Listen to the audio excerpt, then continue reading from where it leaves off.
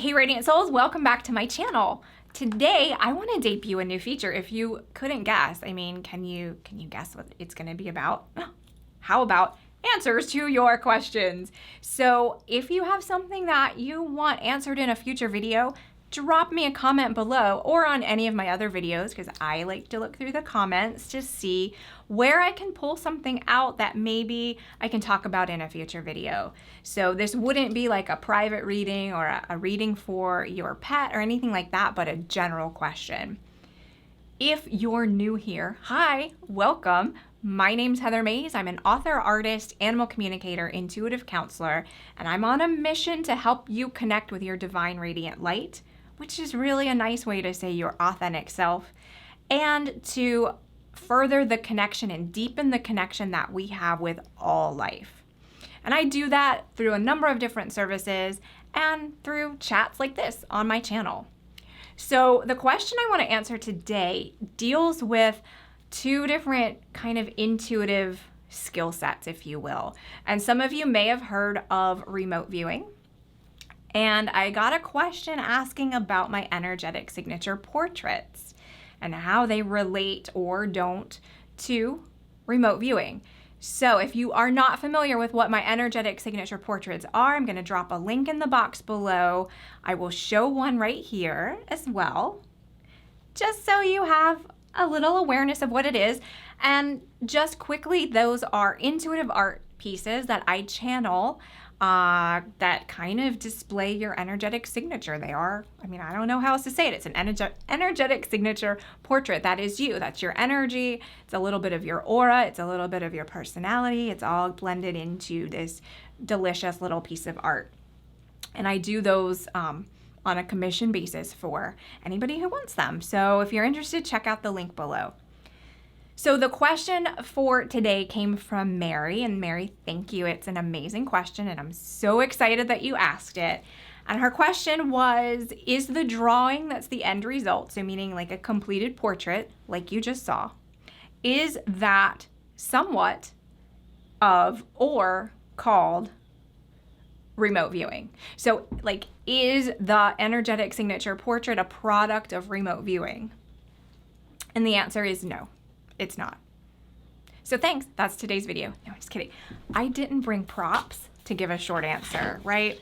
So let's talk about how those two things, the remote viewing and the energetic signature portrait, are different and how they might be the same. And let me say before I start that this is completely my opinion and my experience in both of these techniques.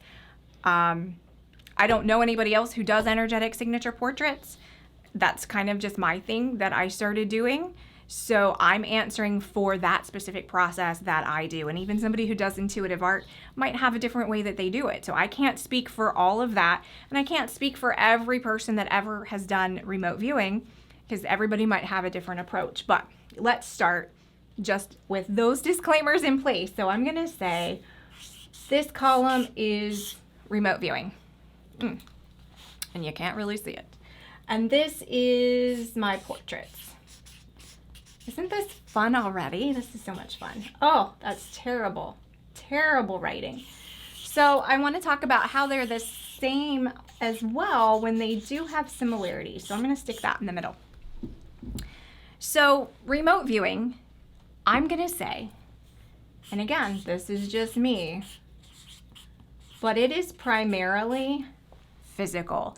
It is concerned with getting details from a physical environment. So when I was learning, I studied with a mentor who would give us an exercise kind of like this. He would say, okay, I'm going to step out of the classroom. I'm going to go somewhere else on this campus.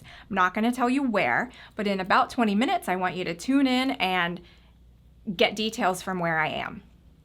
So in that particular example, or one of those times, he went to like a little park and was sitting on a bench, and there was some railing and some trees behind him. And so it's allergy season, so I got a little bit of an itch. Our job in the class was to flesh out the details of that and, either write it down. Hey, I think you are surrounded by railing, or feels like you're on a concrete bench. There's something cold, whatever physical details we could pull out of the environment. That was remote viewing. You may also hear of examples that are location specific. So someone might be given GPS coordinates and asked to explain what's there. Or, someone might give you an example of a specific place in town, like, hey, go to 111 in your mind, go to 111 Main Street, Anytown, USA. How many cars are on the street? How many buildings are there? If we look at the third building on the right, how many floors does it have? Something like that. Energetic signature portraits are not physical, but they're energetic. If I were to do traditional remote viewing in a portrait capacity, what that would mean would be I never seeing you, I wouldn't see a picture of you, and I don't in energetic signature portraits either. But if I'm looking for the tie-in from remote viewing to energetic signature portrait, I would be sketching you. I would be, knowing what eye color you had, or drawing out your hairstyle or something like that, your facial features. I'd be looking at those physical characteristics of you. In an energetic signature portrait, it's not that. It's all energetic.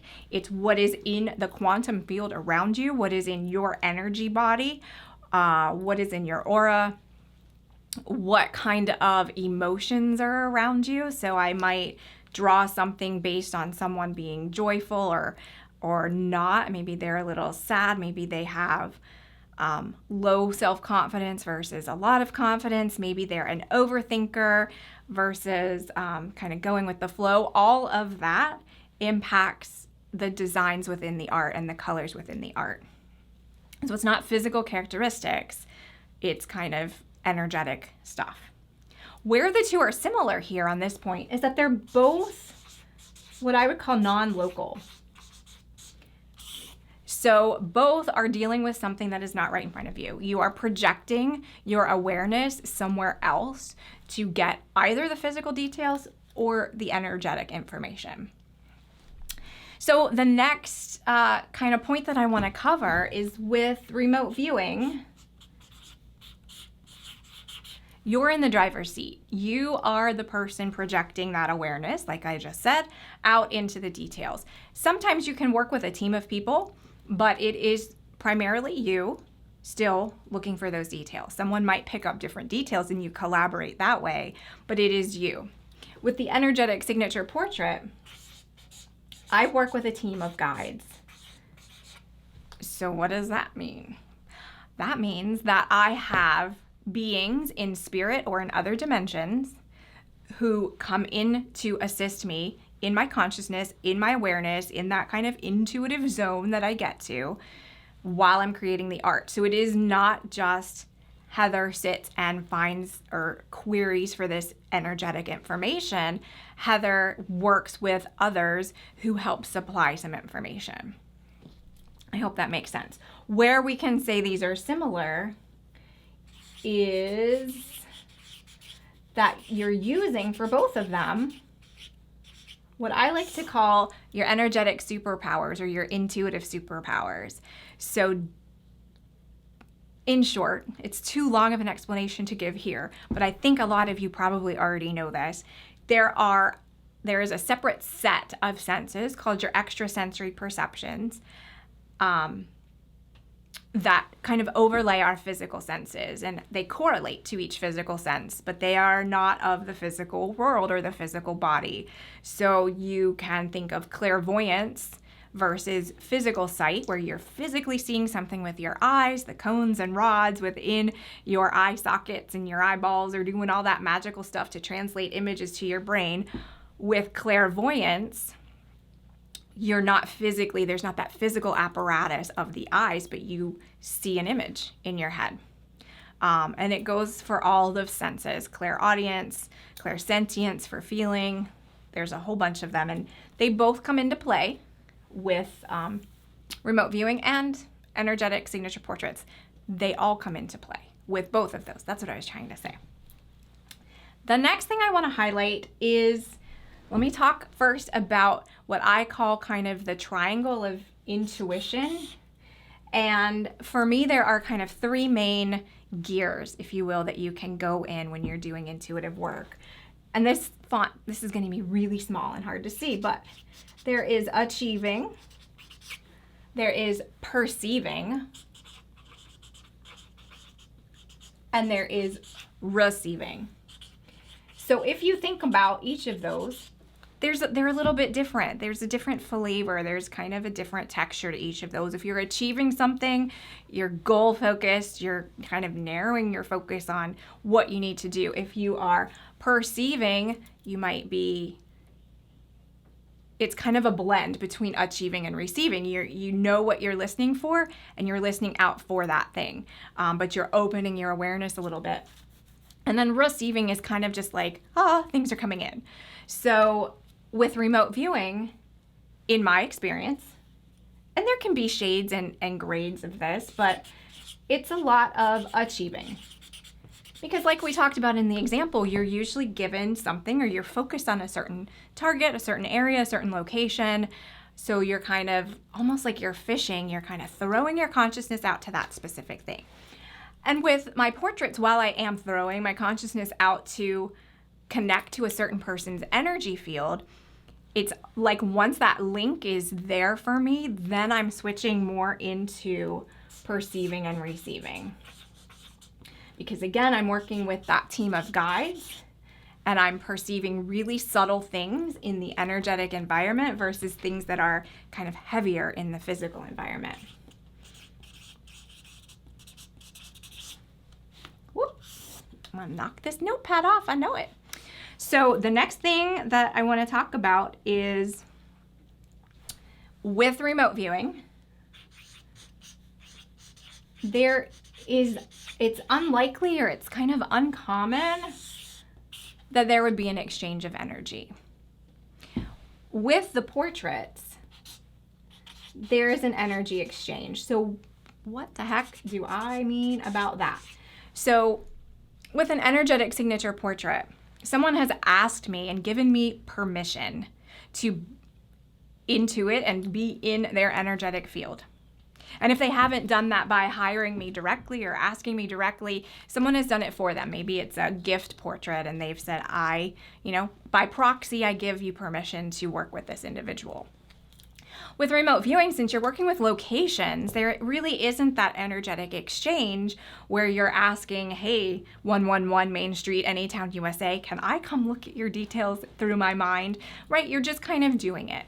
And there are pros and cons to both of these, so this isn't the place to get into that discussion either, but the energetic signature portraits definitely always have that energy exchange to them. And where we have things in common between the two in this kind of realm or tone is that they are both starting with intent. So you have to set your intent and plug in those literal GPS coordinates for remote viewing, or those energetic GPS coordinates with the portraits, in order to start the process. Like, that's kind of the first thing. You're focusing on your intent of where or who you want to focus on. So I hope that was helpful. I'm gonna link a video here at the end to energetic signature portraits if you want some more information about how I do it and how you can get one and all of that. I want to put that link there for you. But again, if you have any other question that you want answered in a video, let me know. I think this was kind of fun. I hope you enjoyed it. I hope you have a most amazing day, and I'll see you next time. Bye.